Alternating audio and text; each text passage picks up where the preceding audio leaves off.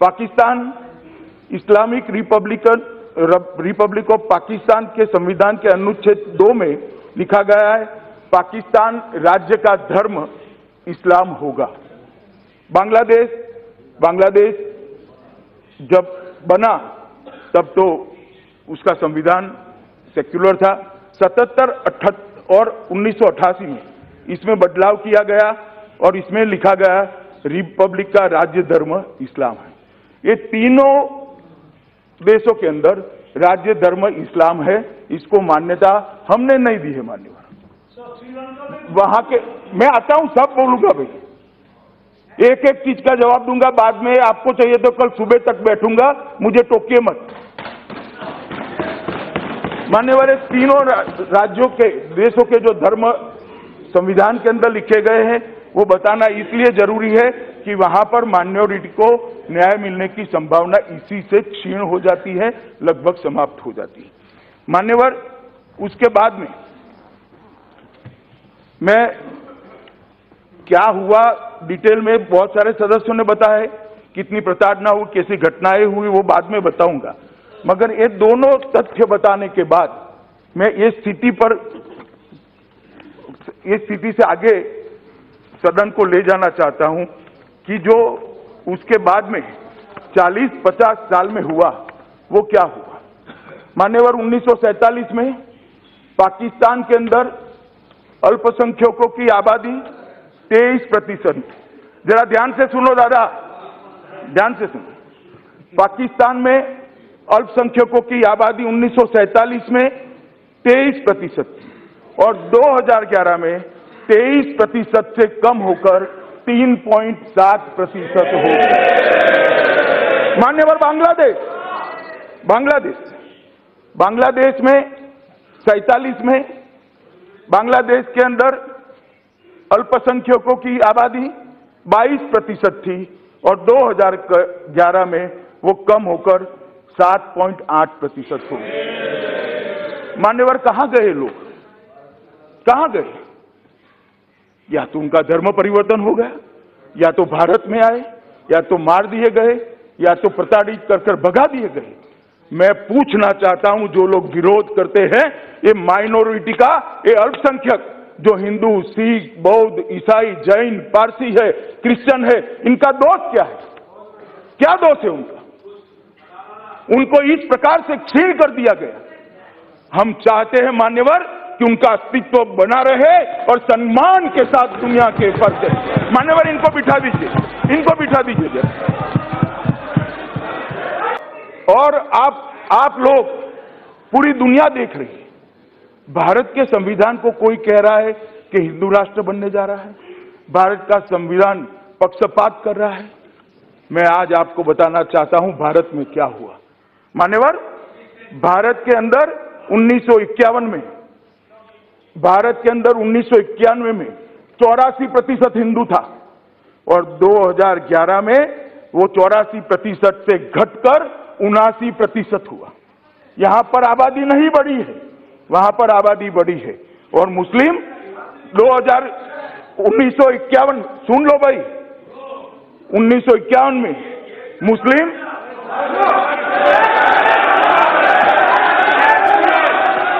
मान्यवर 1951 में यहां पर मुसलमान 9.8% था, आज 14.23% है।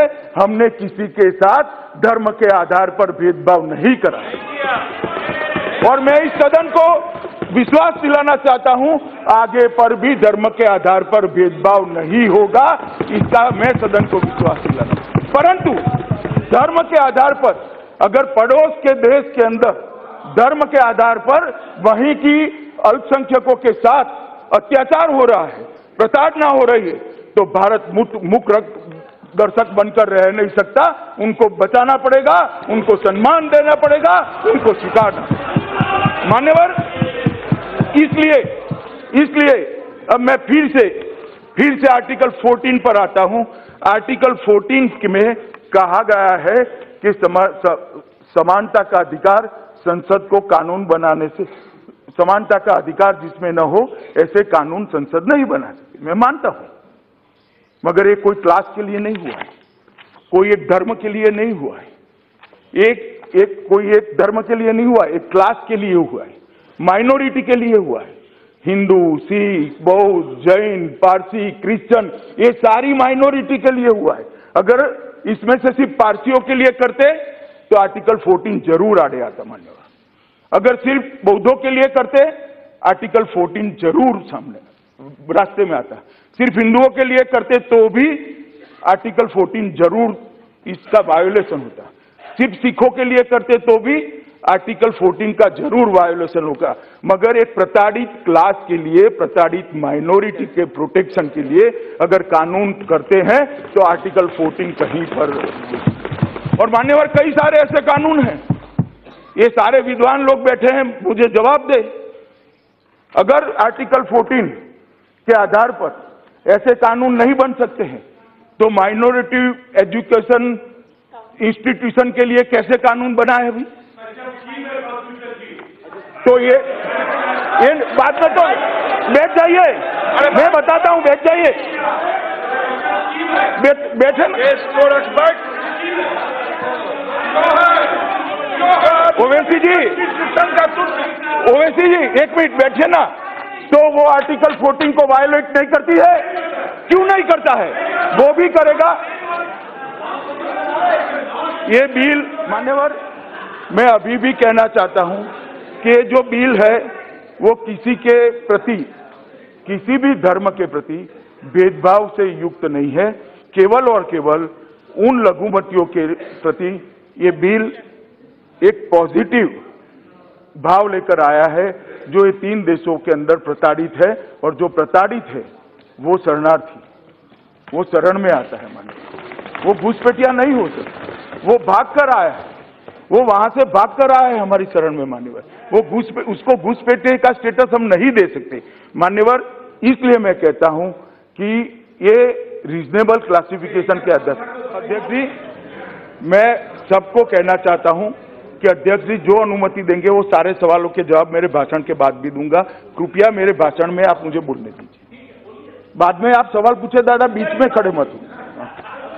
तो ये बिल ना आर्टिकल 14, ना 21, ना 25 किसी का वायोलेशन करता है मान्यवर। ये पूर्ण रूप से संविधान की दृष्टि से ये बिल ठीक है।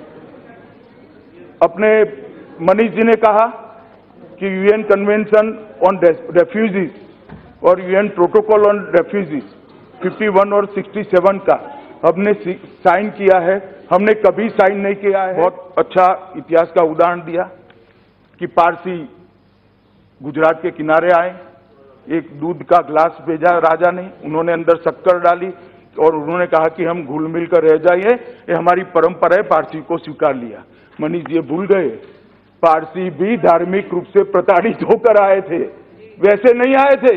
जब उनको ईरान से भगाया गया, उनका धर्म, पारसी धर्म अस्तित्व में खतरे में आया, तब भारत ने शरण दी थी। और आज भी जो जिनको धर्म खतरे में आया, जिनको अपने परिवारों का प्रोटेक्शन करना था, वो आए, उन्हीं को हम शरण दे रहे हैं।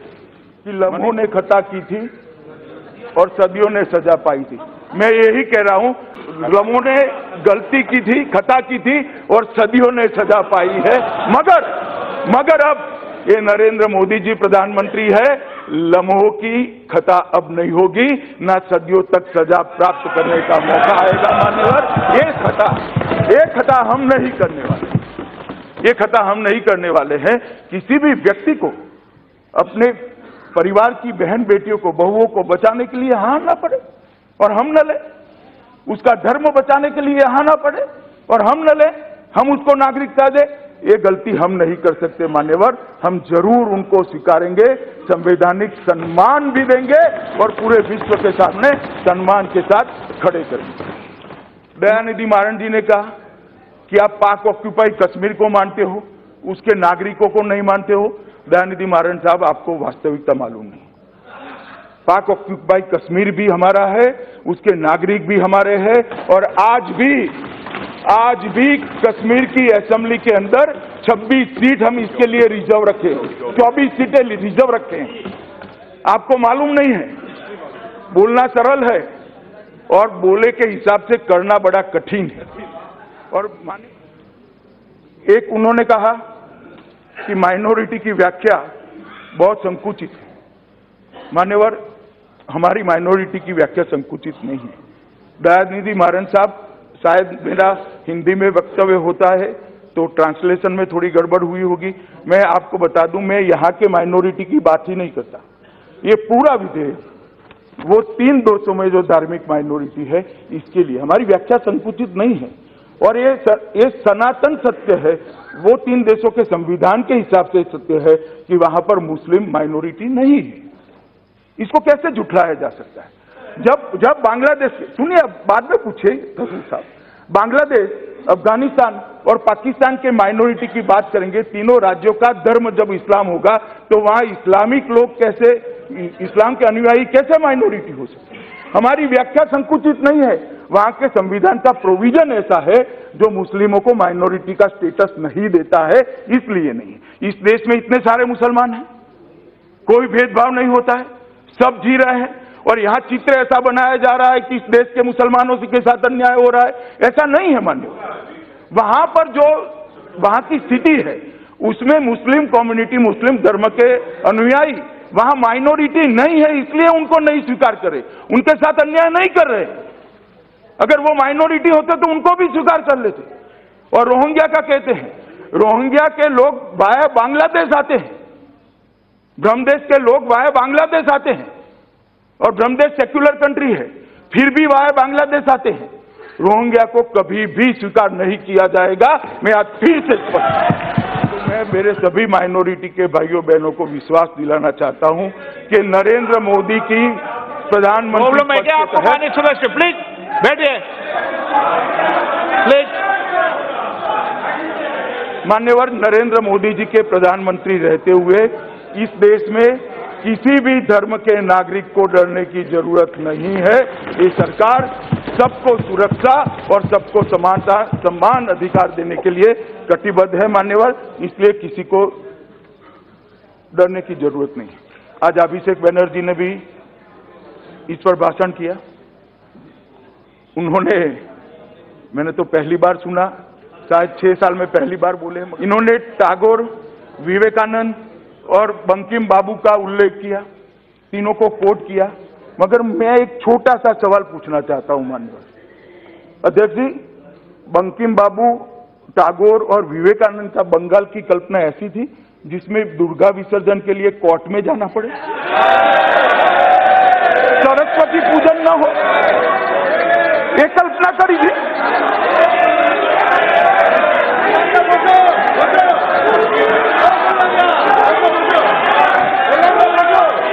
आप तो दुर्गा की पूजा करते हैं, बैठ जाए। मान्यवर ये गुस्से क्यों हो रहे हैं? मैंने तो उनको कुछ नहीं कहा, मैंने कहा टीएमसी को कुछ कहा। मान्यवर, मैंने तो टीएमसी को कुछ कहा ही नहीं। नहीं माननीय सदस्य, प्लीज। मान्यवर, मुझे मालूम नहीं पड़ता क्यों इतना गुस्से हो गए। मैंने तो टीएमसी का नाम भी नहीं दिया, मैं बोला ही नहीं टीएमसी, मैं तो टीएमसी नहीं बोला। मान्यवर, हाँ दादा, उन्होंने कहा, दादा शांति है। उन्होंने कहा कि एक मिनट नहीं। माननीय अध्यक्ष जी, उन्होंने कहा कि NRC of citizenship amendment bill trap.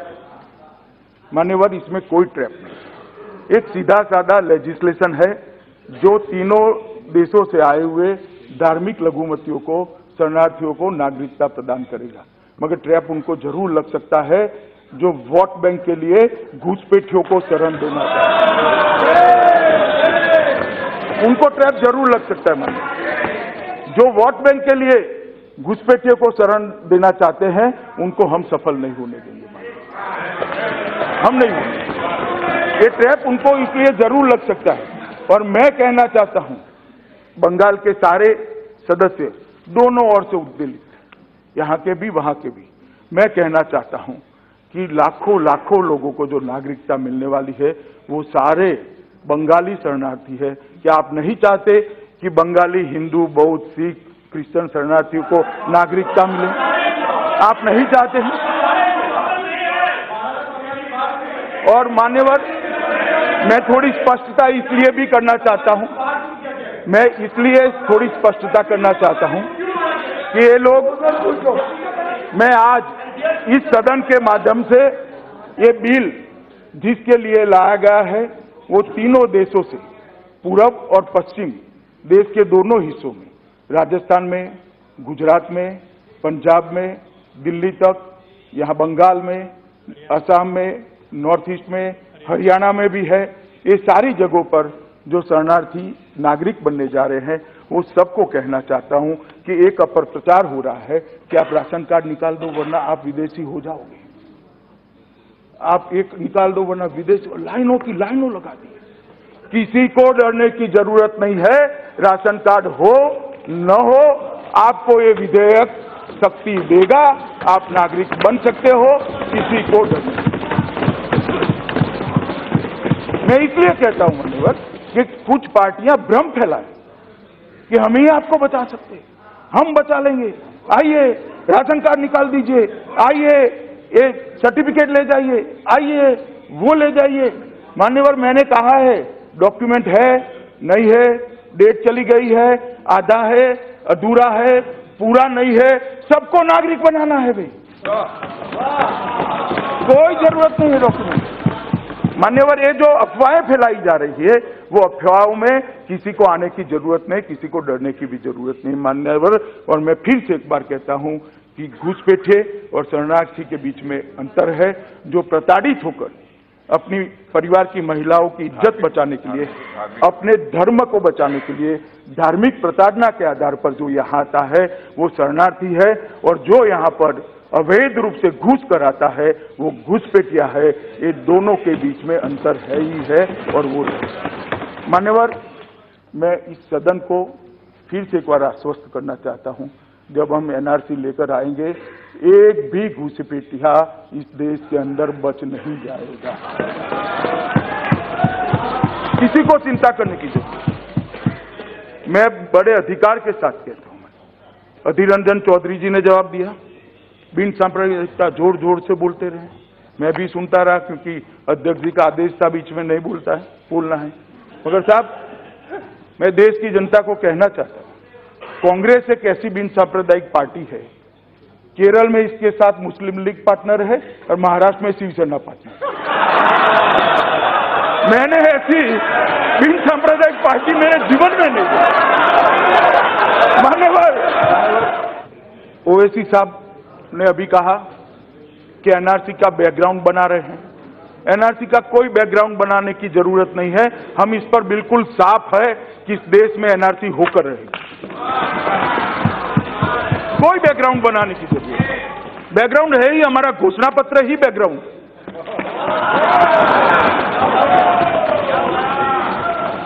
मान्यवर, उन्होंने कहा मुसलमानों से नफरत क्यों है, हमें कोई नफरत नहीं है।